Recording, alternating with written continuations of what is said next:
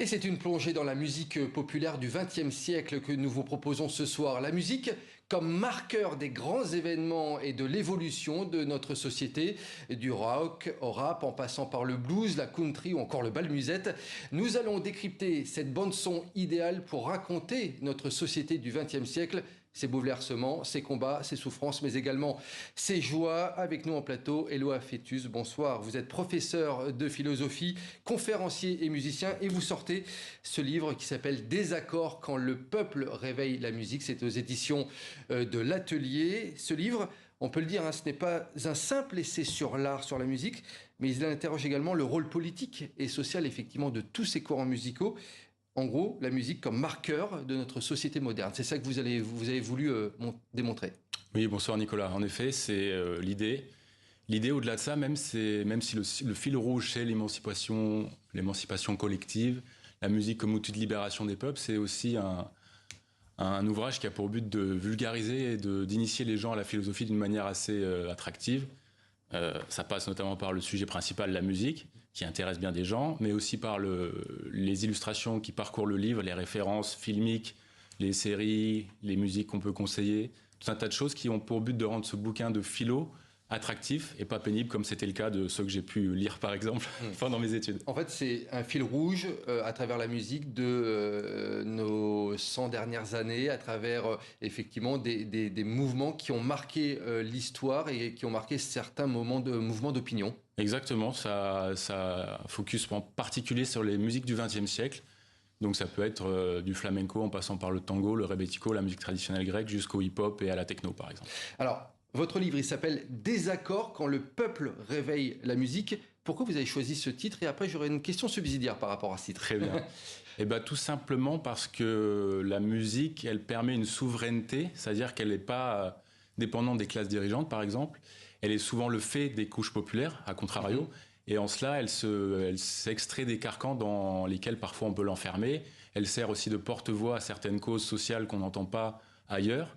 Et c'est justement cette dimension poétique qui est aussi, à mon sens, une question de souveraineté poétique, cette fois-ci. Alors justement, le peuple réveille la musique, c'est le titre de votre livre, mais est-ce que la musique réveille le peuple également?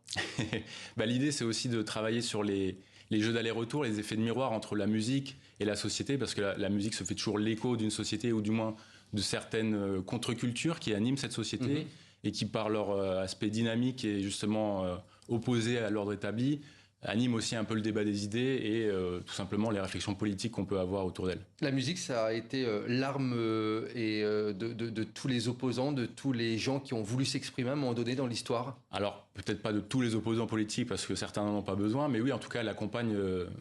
Force est de constater qu'elle accompagne souvent les luttes et les mouvements politiques qui sont des mouvements sociaux, et en cela, la musique ne fait pas exception. Ce qui est intéressant, c'est que on voit que la musique, c'est un marqueur également des évolutions de la société. On va prendre quelques exemples qu'il y a dans ce livre.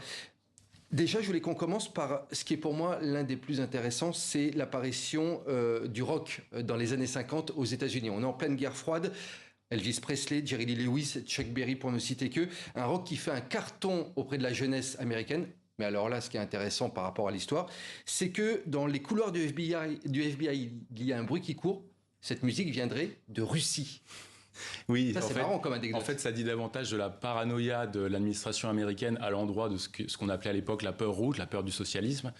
Et il y avait des théories qui étaient un peu accréditées en haut lieu, notamment par Edgar Hoover, selon lesquelles, en fait, le rock'n'roll était une campagne d'intoxication de la jeunesse américaine.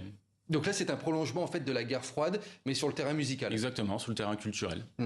Il y a un chapitre que j'ai beaucoup aimé également, c'est celui sur le bal musette français. On peut citer par exemple Fréhel, Aristide Bruand ou encore Édith Piaf. Vous dites que c'est un style musical populaire de l'entre-deux-guerres, donc en France, mais qui était pour une certaine classe, donc notamment ouvrière. Et là, il y a ce que vous appelez la bourgeoisie française qui essaye d'étouffer cette musique. Alors là, c'est intéressant par rapport à la lutte des classes au niveau de la musique. Oui, et ben alors là, elle se fait sur le territoire, si je puis dire. Aujourd'hui, on utiliserait tout simplement les termes de gentrification, qui restituent bien ces dynamiques-là. Mais en l'occurrence, là, c'était la musique de la zone, la musique de Fréhel, la musique de Piaf, de Bruand. Et la zone, justement, c'est un espace de liberté, aussi parce qu'il est un petit peu autorisé à se développer au-delà de la loi ou dans les zones interlopes qui l'environnent. Et en fait, ce qui est intéressant, c'est de voir qu'elle a pu se développer grâce à cette liberté. Mais de fait, la zone n'existe plus aujourd'hui parce que l'étalement urbain est tel qu'il a détruit ces espaces de liberté. Et alors j'en viens à parler de Haussmann et de toutes les choses qui ont fait que l'urbanisme a aussi servi la cause parfois des puissants en poussant les pauvres hors de la ville. Mais c'est des choses qu'on a vues encore à nouveau pendant les Jeux Olympiques à Paris. Et puis d'une manière générale, c'est des choses qui sont problématiques vis-à-vis des cultures populaires parce qu'elles les tuent à petit feu. En fait, la gentrification, au-delà de pousser les pauvres hors de la ville, elle pousse aussi la culture hors de la ville parce que souvent la culture est un petit peu la seule étincelle qui est encore autorisée aux fractions les plus populaires de la société. Il y a eu à peu près la même chose dans le mouvement punk, que ce soit en France, en Angleterre ou dans d'autres pays. Le mouvement punk, c'est à peu près la même chose. Oui, on peut dire ça. Alors le punk, pour le coup, la chronique qui s'y attelle, c'est... punk à chien d'avant-garde, les punks sont-ils des philosophes ? Sont-ils des philosophes ? Ça, c'est la question que vous posez. Oui, alors, est-ce que les punks sont des philosophes ? Alors, pas au sens commun, pas au sens admis du terme, au sens où on imagine un professeur de philosophie avec une qui fume la pipe et avec du velours côtelé. Non, c'est pas ça l'idée, mais c'est une vraie philosophie pratique et c'est en cela que pour moi elle est plus philosophique que bien des ouvrages qui sortent chez les universitaires.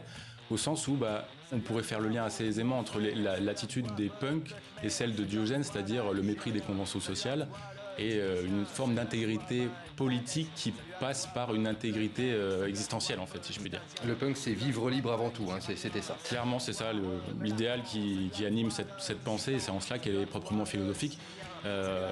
Si on parle d'un autre philosophe, j'ai cité Diogène, mais c'est assez drôle de voir qu'un philosophe aussi académique qu'Emmanuel Kant, philosophie des Lumières, disait lui-même, les Lumières, c'est avoir le courage de penser par soi-même, et c'est normalement ce qui anime la pensée punk. Alors, vous avez lancé une vidéo sur l'artiste espagnole Rosalía. On va la regarder ensemble et on va la commenter. Une vidéo qui complète bien ce que vous racontez dans votre livre. Regardez. Bienvenue dans Désaccord, le programme court qui vulgarise la philosophie grâce à la musique. Rosalía, cette jeune espagnole qui a explosé avec son mélange de flamenco et d'électro, a bousculé la scène musicale internationale. Avec des clips comme Malamente,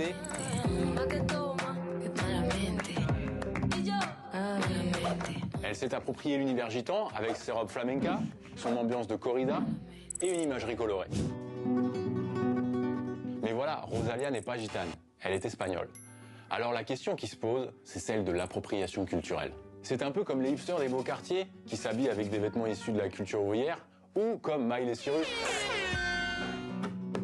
qui reprend le twerk à son compte pour faire parler d'elle. Le problème n'est pas tant que Rosalía s'inspire d'autres cultures. Après tout, les gitans eux-mêmes l'ont fait en s'inspirant de la culture africaine.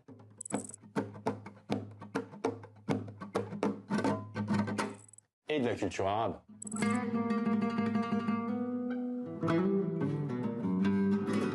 Rosalía, elle, s'inspire des codes de la culture gitane pour se street crédibiliser. De la danse flamenca aux bijoux clinquants. Aussi, donc ça concorde. Voilà donc pour cet extrait de ce module sur Rosalía. Quel était l'objectif de ce module vidéo ? C'était de montrer que la musique moderne pouvait aussi être un biais vers la philosophie, c'était ça ? Clairement, c'est la même promesse qui est, je pense, tenue dans le livre. C'est justement de se servir de l'histoire des musiques populaires pour initier les gens à des concepts issus de la philosophie ou même d'histoire contemporaine, de sociologie, et de le faire d'une manière accessible parce que c'est vraiment l'enjeu numéro 1 en ce qui me concerne. Je peux parler à tout le monde. Tout à l'heure, on parlait des artistes engagés. Est-ce qu'aujourd'hui, les artistes, les musiciens, les chanteurs sont encore engagés, selon vous ? Est-ce que ce sont encore des marqueurs de ce qui se passe dans notre société ? Oui, j'imagine. Alors après, ça peut être aussi un marqueur du fait que la société de consommation s'est emparée de tous les objets de la culture. Je parle notamment, je pense, dans le livre de l'industrie du disque. Pour moi, c'est un oxymore. Industrie du disque, ça veut dire qu'on fait un processus industriel avec quelque chose qui est une démarche artistique. Pour moi, il y a un contresens manifeste. Et c'est peut-être malheureusement le cas de la plus grande partie des productions musicales actuelles. Et ça ne veut pas dire que je les méprise, mais ça nous montre quelques enjeux. Voilà. Et du coup, les artistes ne sont pas aussi libres d'être politisés qu'ils pouvaient l'être avant parce que les enjeux financiers sont certainement trop grands. Et toutefois, la musique, on le rappelle, a toujours été un étendard pour porter ses revendications, que ce soit lors de la guerre du Vietnam, la chute du mur du Berlin, ou encore plus récemment, lors des printemps arabes ou lors du mouvement Femmes, Vie, Liberté en Iran. On a l'impression que souvent les révoltes partent également d'une révolution musicale. En tout cas, il y a souvent, pour ne pas dire tout le temps, un chant qui les accompagne. On peut penser par exemple à la chanson qui est reprise dans de nombreuses manifestations. Voilà, où El Pueblo llama será vencido. Le peuple uni ne sera jamais vaincu. J'ai oublié de dire uni en espagnol. Ça, par exemple, c'est un chant, j'en parle pas dans le livre, mais dans le tome 2 qui est en préparation, c'est un chant qui a été créé au Chili juste avant la dictature de Pinochet, justement pour soutenir Allende, parce qu'on était bien conscient à l'époque que les enjeux politiques amenaient Allende à sa perte. Et là encore, malheureusement, l'histoire s'est vérifiée parce que Pinochet s'est emparé par un coup d'État soutenu par les États-Unis du Chili, et ensuite c'était beaucoup plus compliqué pour les artistes tout simplement de survivre parce que beaucoup d'entre eux ont été assassinés par la junte.